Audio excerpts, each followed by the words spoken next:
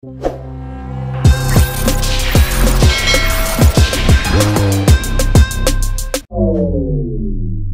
ng Camellia. Pero pwede na yung mga motor lang dito kasi kasya naman daw. Tsaka maayos na daw yung daan dito eh. Mabilis lang yung biyahe pagpapunta ng Saudulan, Naik, yan. Dito ang daan. First time natin mag-try at dumaan dito sa daanan na to. Ayan, matatry natin. Yun, paano ba dumaan dito? Dito yata ang daan. Sorry po. Yun, angat mo ma. Yan. Tatry na natin. Oh. Hindi ko naman alam. Tatry ko pa lang yung daanan dito eh oh. Ayan, mas malalim nga dun eh. Sama natin si Mama Tanya, siya may bitbit ng cake. Miss Cherry, on the way na kami. Ayan oh, napaka kinis ng kalsada, napakaluwag. Wala pa masyadong dumadaan. Oh, paano yung sasakyan na yung makakadaan? Hindi makakalabas yun. May sasakyan na dumaan. Mukhang hindi siya makakalabas kasi nga may nakaharang dun mga malalaking bato. Oh, kita na yung bundok dito mga papasam oh. Ayan. Marami nang dumadaan dito pero mga motor lang. Mga sasakyan, naku po, baka hindi po kayo makadaan dahil may harang sa magkabilang dulo. Ayan. Ingat lang kasi pababa oh. Pero napakaluwag, ang laki ng kalsada. Ano kaya papunta doon? Ah, oh, dito na nga oh, bilis. Papunta na tayo ng Wellington agad.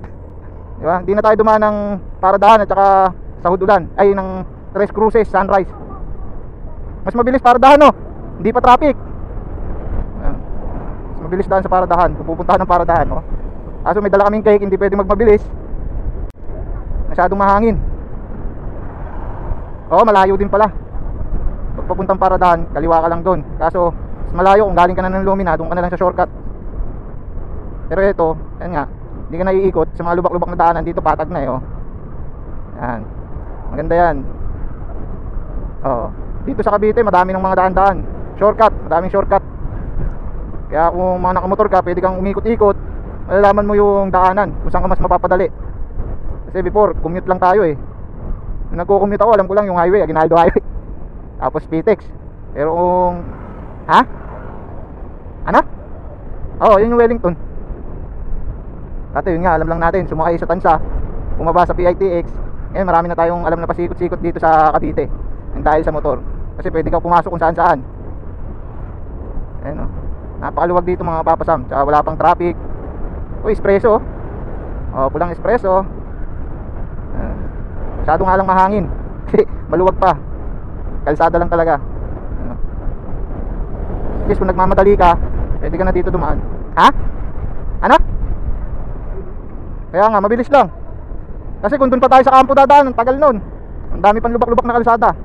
Dito tulad dito, patag eh. Bagong gawa pa. Huwag lang daan-daanan ng mga truck na malalaki. Diba, smooth lang. Kahit may dala tayong cake, hindi matagtag, hindi ka mag-aalala. Pero ingat pa rin kasi sobrang lakas ng hangin. Buti na lang may dala kaming cake. Relax lang. Takbong pogi lang ba? Ayan. Yun pala yung daanan. Sinare ko lang sa inyo kung saan kayo lalabas. Eh, nagmamadali rin kami. Ma-deliver agad yung cake para makabalik din kami agad. Labas na natin na ito sa Saudulan no? Malayo-layo pa yung customer namin. Regular customer namin si ma'am eh. Walang palya yan, every time magbe-birthday sa amin kumukuha. Ang lakas ng hangin. Ayun o, ang lakas ng hangin. Sobrang init mga papasam. Mga nakarang araw, tag-ulan eh. May bagyo, malamig. Pero mas lamang init dito sa Cavite oh. Gandahan lang, walang bahain masyado. Di tulad sa Maynila, bahain. May parte lang ng Cavite na bahain, tulad ng Bacoor.